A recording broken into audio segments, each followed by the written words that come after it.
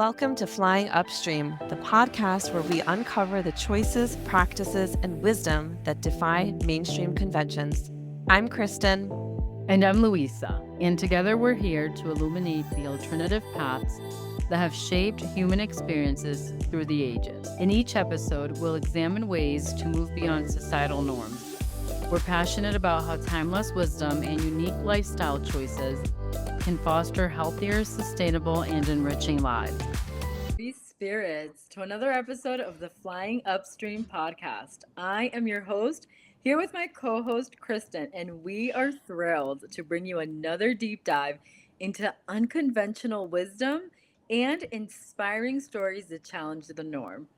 Whether you are curious about alternative lifestyles, exploring new paths, or just ready to live more authentically, you've come to the right place. Today, we've got a truly exciting guest who's going to help us rethink roles of men in shaping society and why it's more important now than ever. That's right. Today we're joined by Jo Jackson, a performance architect who's all about helping Generation X men reclaim their inner strength and power. She's the founder of the Dangerous Modern Man movement, which focuses on recognizing the crucial role men play in shaping society, for better or for worse, and how important it is for us to make some serious changes.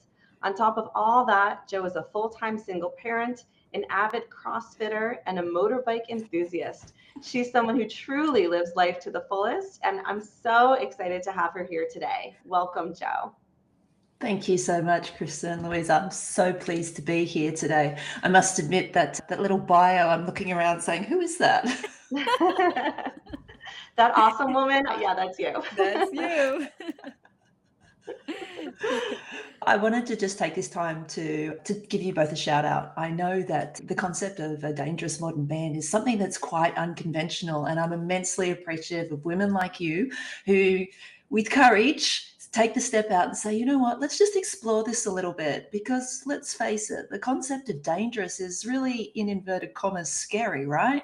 When people talk about the word dangerous, they start thinking about war and scary things and threats. And what I want to do with the work that I do is to reformulate the word dangerous so that people no longer look at it as something that is avoiding. We want to stay away from it. Instead, it's immersing. It's something that we want to look forward to. And we understand that our men have this in them.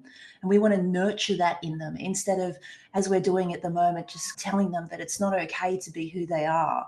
So the work that I do is really about, I'm hoping to talk to today, the concept of really rewiring what we think about the word dangerous to enable our men to reclaim who they really are. I so appreciate that. I'm wondering, Jo, if you can help our listeners understand a little more of the evolution of the dangerous modern man and where it came from. So what experiences in your own life have led you to create this program? Yeah, thank you for asking that. The concept of the dangerous modern man came literally from life experience. I almost created it by mistake. And as a single woman, I've had a lot of experience with dating. And I found that when I started dating, I really didn't know the type of man that I was looking for. I had this huge list of the things I wasn't looking for, but I really couldn't articulate what I was looking for. And so through the course of dating men and understanding men, lots of failures, a couple of really nice relationships that I've still maintained at the moment, I learned to understand where men are coming from. And I also understood what I needed, what I was looking for, and came to accept the fact that the man that I'm looking for, he's not run of the mill. He's something that's exceptional. He's really on the edge and he has so much more to offer and he knows it. So I started doing some research around what does that man look like for me? And how would I know him if I found him? And I came up with all of these attributes of this man that I'm looking for.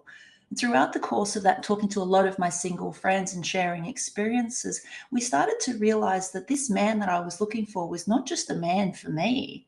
He was actually a man for society. And so once we started cultivating the concept of the dangerous modern man, it was really about this man that I'm looking for, and a lot of my friends and a lot of women my age actually are looking for, is this man who really is capable of changing everything that we experience right now. He's so immensely powerful just by being who he is. And so I came up with the Dangerous Modern Man purely because there was a gaping hole, this real sense of something missing, and a real sadness around the fact that's missing, because I honestly believe that men at the moment are so torn by who they're supposed to be or who they can be. There's so many movements and so many contradicting messages. It's no wonder they can't show up as who they are. And so the Dangerous Modern Man is a man who owns himself. He knows who he is. He knows what he is. He is the classic warrior in a garden. He's the man that women just find themselves drawn to. He's the man that doesn't need to speak, but he knows that when the time comes, he's capable to do so. He's the man that you look at him and suddenly you understand the concept of discipline. And all of these attributes were what I was looking for. So as a performance architect, for as long as I've been doing it for, it was a natural evolution for me to then start looking at, if I want to have a relationship with a man like this, then what about I go and do something about it and be front-footed and start getting involved with showing men, working with men, and really partnering with them and giving them a different angle of, hey, here's how a woman sees your potential. And as a woman, I'm sure that most of your audience will be able to recognize that we've been in situations where we've seen a man and fallen in love with his potential, but he hasn't seen it himself. And the difference that it makes for a man who understands what he brings to the table is absolutely immense in his family, in his life, in his place of work, or in his business. But the impact that a man like that has is absolutely monumental. And so I'm committed to creating and partnering with men who want that for themselves.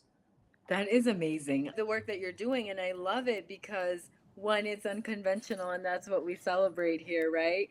But two, Yeah. you didn't sit around like most of us have and wait for him to come to you. You decided to take it into your hands to help shape the society of the men that are going to be the men that are going to move the society forward in general, right? Because when a man can Yeah. present himself in his power and he's a representation of a family, Yeah. that changes the world. That has an Absolutely everything. impact beyond what we can imagine. And so I love the work that you're doing on a personal and on a conscious and on a wholesome, just universal level, really.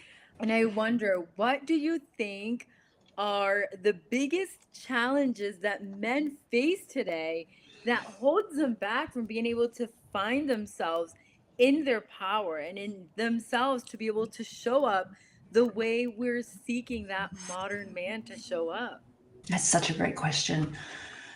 I spent some time recently with a lieutenant in the Australian Army, and he's in the commando division, a very disciplined man. Him and I had this conversation while he was assessing a friend of mine about what does he view about what happened to men? How did we get here? And we share the same view, which I'll share with you now. And it's simply that our men who are Generation X, they're around about late 40s, early 50s now. They were brought up by men who were brought up by men that went through massive change. Their grandfathers were in world wars. And at that time, women started to work. And then their fathers were in relationships with women who were working. And as a result of that, not only the role of the man in the family changed, but the role of the woman in the family changed. Suddenly, women who were dependent completely on men had choice. So they could go and get their own jobs. They were starting to understand their own sense of power, and they were starting to really exert their own freedoms. And as a result of that, we start to see the decline in things like marriages, divorces on the rise, split families become more common, addiction becomes more common. Satisfaction, seeking self-satisfaction through other means like sexual satisfaction becomes more common. And men go through this period where they become lost. everything that they thought that they were is shifting. And so while women are on the rise, men are left wondering, what do I do now? How does that work for me now? And it's a huge conversation that needs to be had. Now, society will tell the story that a lot of men really worked against this rise of the woman by deciding to then start to control her. And instead of working out what that looks like, they went through dominance, and dominance became a problem.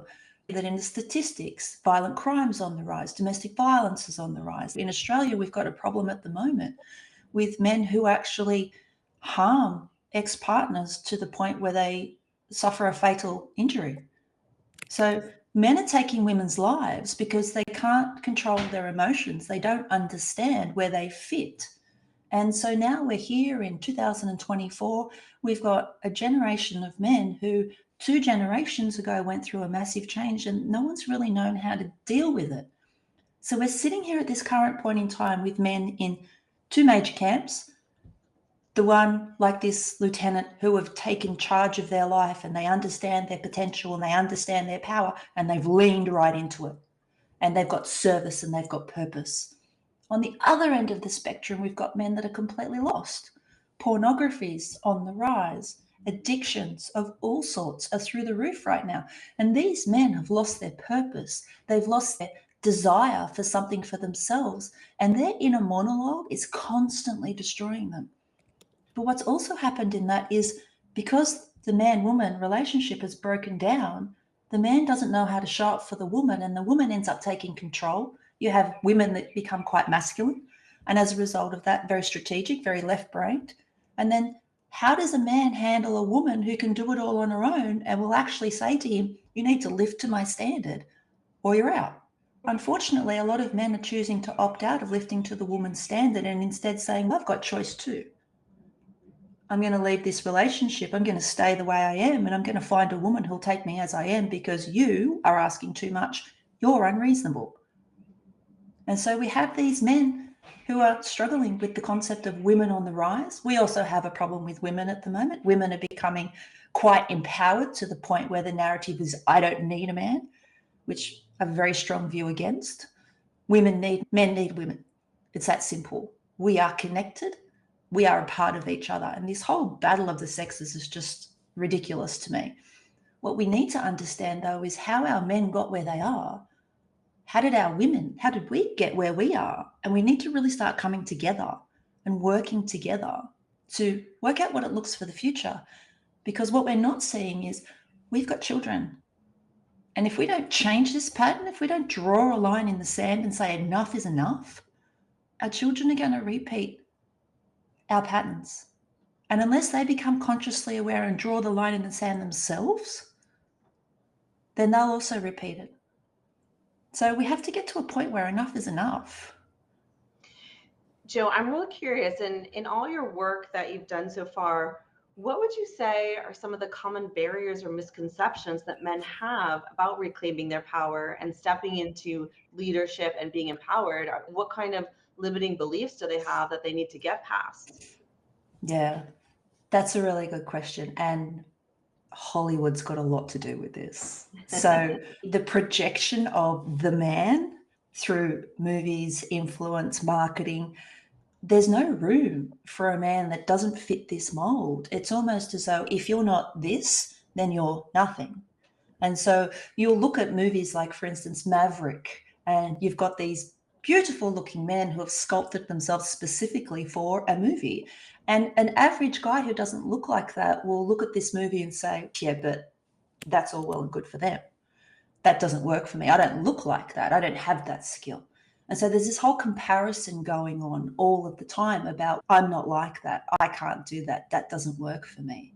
And the loneliness of men right now is a huge issue because without somebody to support you, without somebody to believe in you, and this is not just a male problem, this is not just a problem with the men in our world, this is also a female thing. If we don't have someone to support us and believe in us while we transition into the person that we are capable of being, we simply won't. The likelihood of us becoming who we're meant to be if we don't have support around us is hugely diminished.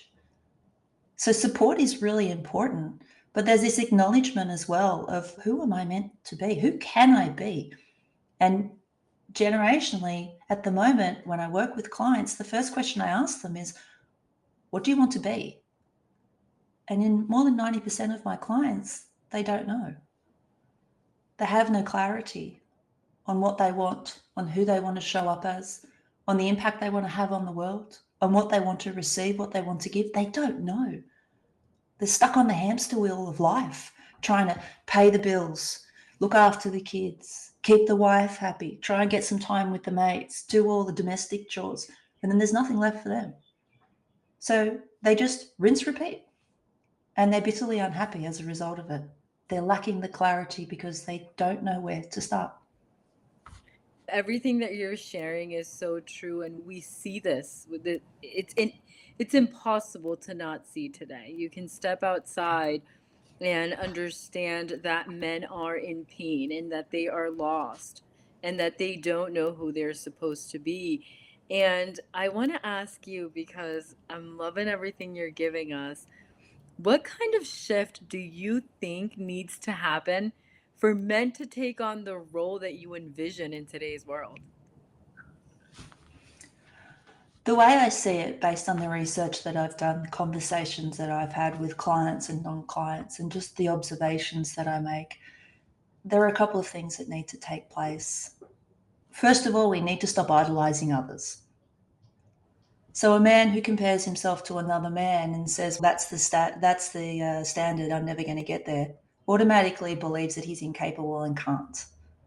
That creates a narrative. That narrative will play on repeat until that man decides to stop it. So first of all, stop looking outwards for inspiration, and we need to start looking inwards. But typically our men have been told, we don't do that. That's feminine. That's girly. You don't do that sort of stuff. Men don't cry. Men don't have emotions. Stand up, be a man. Stiff upper lip.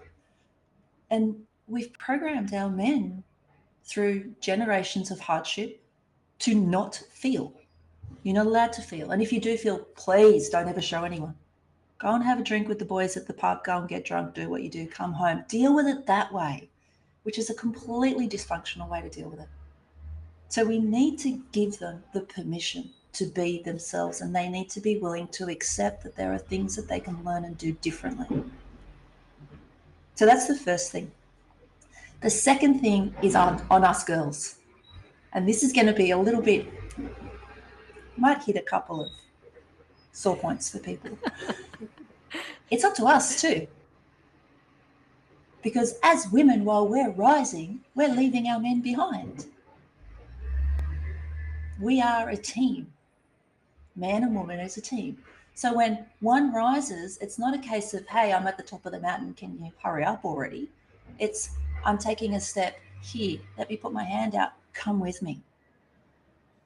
So there's a pride thing and an ego thing going on here. One, the woman wants to keep going and succeeding, which is fantastic, and I love that.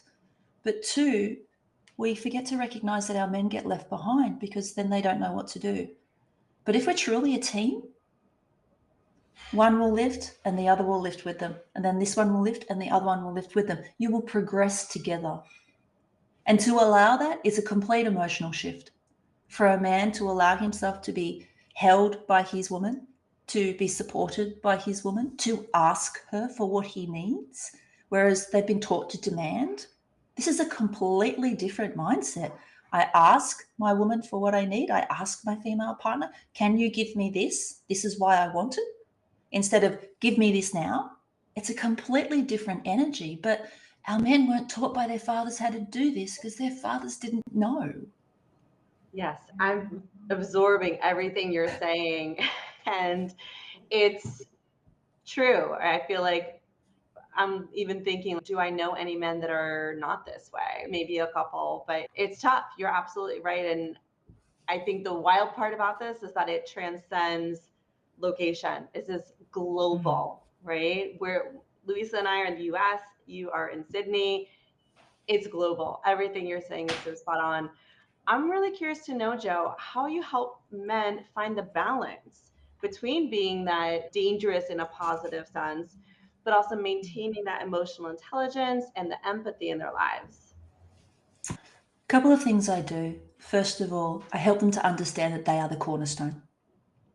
They are the cornerstone in their relationships. They are the cornerstone in their homes, and they are in charge of their own environment. And that includes their inner environment. We talk about putting the oxygen mask on them first. Men as providers don't often do that. They're so busy taking care of everything, they don't take care of themselves. In a very similar way to what women do when they take care of the house. Men take care of everything else, and neither of them are taking care of themselves unless they're actively choosing to do that. So I instill in the man, first of all, this sense of pride in who he is. It's, you're a man of the house. This is your domain. Everything that you see around you belongs to you and your partner. This is your castle. What do you think of your castle? What's the energy like in the castle? How happy are your kids? What about you and your wife? What's your sex life like? Is it good? Is it just, oh, we better do it 3 times a week? Is anyone enjoying it? Is she asking for it? Are you? What's going on there? Or is she constantly having a headache because you're not meeting her other needs, and you have a sexual need and she has an intimacy need, and you don't understand the differences? So we talk a lot about how you can just make small shifts. I call them 2 millimeter shifts. A 2 millimeter shift here and 2 millimeter shift there. And they're often the slightest tweaks, and they make huge differences because suddenly he's understanding, this is my domain. I own something. I have something to be proud of. And then we start going inwards. And it's, are you proud of yourself physically? More often not, the answer is no. Okay. Do you know a man who stands in a room who has a physical appearance of discipline will automatically command respect? Discipline is the nonverbal communication. Straight away, when somebody disciplines their body and looks after their health, it shows in everything that they do, and it shows up as confidence. And so we start at the very beginning by what I call baseline. 4 weeks where we just observe, make small tweaks, understand the things that are not working well, sleep, mindset, relationships, finances. We talk about the relationships they have in life, relationship with money, their relationship with time, their relationship with others, their relationship with themselves, with their body. And then we talk spiritually, your relationship with whatever you believe spiritually, because they are the 6 pillars. And so we start to formulate, where are you at with that? And then where do you want to be? And then we talk about drawing the line in the sand. That's a monumental thing. It's an actual process we go through of drawing the line in the sand, leaving the old version behind and stepping into the building phase. And then we go through to conquer. Everything for a man is about build, conquer, build, conquer, build, conquer. And that's what we do. We set the goal, we build, we conquer the goal, we come back, we set again, we build, we conquer, and the goals get bigger and bigger.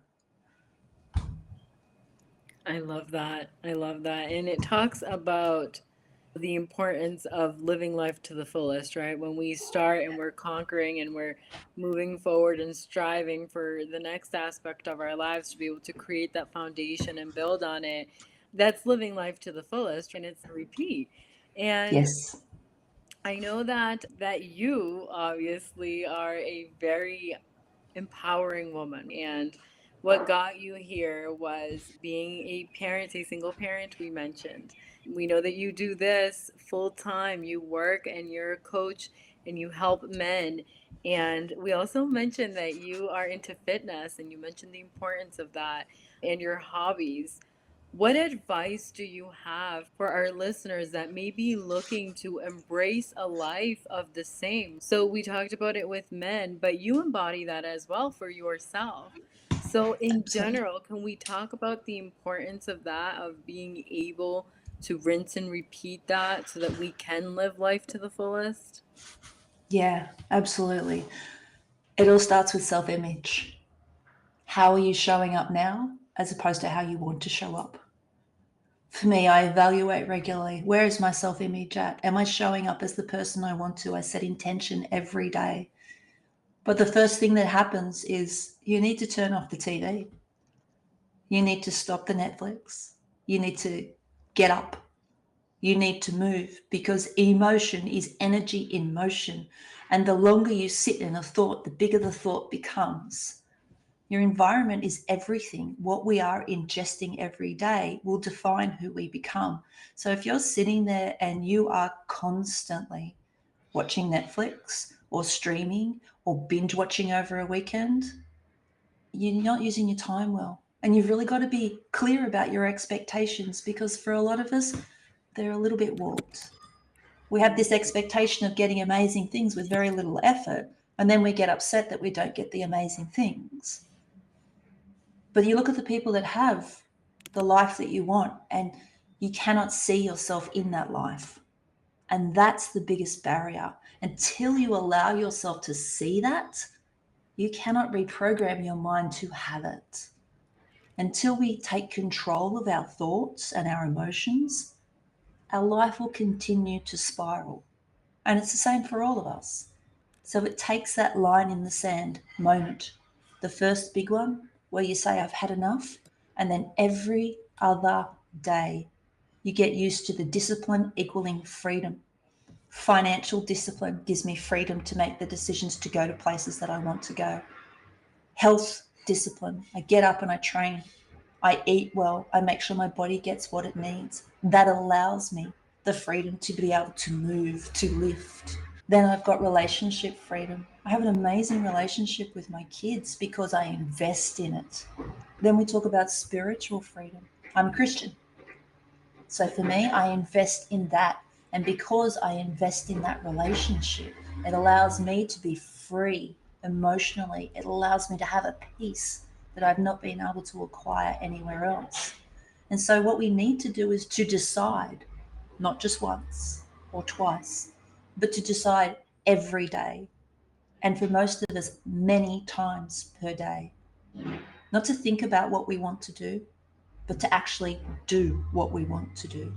Because there's always competing priorities. And you need to learn to just say, no, that can wait. No, I'm not going to do that right now. I'll set that up as a goal for me. I'll watch that Netflix goal as a goal. I'll do these things, and that show is a goal for me to have some downtime to enjoy. We give into pleasure too much. And because we give into short-term pleasure now, most of us will pay the price down the line. That's very deep. Lot to think about with that statement, especially in the world where it's so easy to have that short-term pleasure. Every turn, there's something to watch, something to eat, something to look at, somebody to call, somebody to text or message, or it goes on. And I can imagine that's definitely a challenge to consciously put your phone down, put the remote control down, just go outside and sit in the silence and do nothing even. It's an amazing thing, and I highly recommend this. Try this, because this is a really good indication of where your focus is at. I've worked with Stephen Kotler for years. He's a part of the Flow Research Collective, does huge amounts of work on flow state. And the easiest ways to start to retrain your brain is literally to sit down and stare at a wall. See how long you can stare at a wall for without your mind wandering, without you needing to touch a phone, without you needing to be stimulated. And then increase that time that you can sit and stare at the wall for. Increase it without thinking anything. Just learn to absolutely empty your thoughts of everything that's going on in your very busy mind. And it takes time, because we want to get up. Dr. Joe Dispenza calls it taming the puppy. You're the puppy, you're sitting there and you want to get up and you want to go play and you want to do stuff, and it's sit. And so you teach yourself to sit. And that's the first freedom you give yourself, because you're freeing yourself from the distractions of the world, of which, as you've just noted, Kristen, there are loads. But the distractions of the world don't give you value, but they will take your time. I'm curious, Joe, you've got so much going on, all the different roles that you play. What's next for you in the Dangerous Modern Man movement? Any new projects or initiatives that you're excited about? I've actually just opened a Facebook group recently. It's something I've been thinking about doing for a little while. So I've just opened the Facebook group, and I have a Rewire Immersion, which is a 5-day event. We meet for an hour a day, and I talk about the 5 pillars, the 5 quick wins that you can accept and achieve in order to be able to take those steps into your power. So I run that every month. It's a 5-day event and I invite people to come and get involved with that. It's free. Not often that you hear people that will do that for free, but you'll tap in with me for an hour a day, 5 days in a row, and we'll go through some of that stuff that's really hindering you, that stuff that's holding you back. And I look at investing in the people that are in my Facebook group every week, and I drop in and I give them something every week about what's been going on or what they need to think about, what I'm seeing out in the world and how they can respond to that. So it's a real outside in approach, which is modern day because it keeps up with what's going on. So exciting. Yeah, that sounds so very exciting. I love everything that you're doing, and I love everything that you're sharing, this beautiful initiative, because I'm calling it that because it's the first of its kind that I've ever heard what you're doing, and so empowering and powerful. And if you could, Joe, leave our listeners with one last message or piece of advice that our listeners should treasure coming from this powerhouse, what would it be? What advice would you have for our listeners about how they can make a meaningful impact on their own lives and in society today? I'd say this: the difference between the person who doesn't achieve and the person who does is a series of consistent choices. And those choices are available to absolutely everyone. So if you don't like the life that you're in right now, or if you don't have clarity for the life that you're starting to build, take a back step.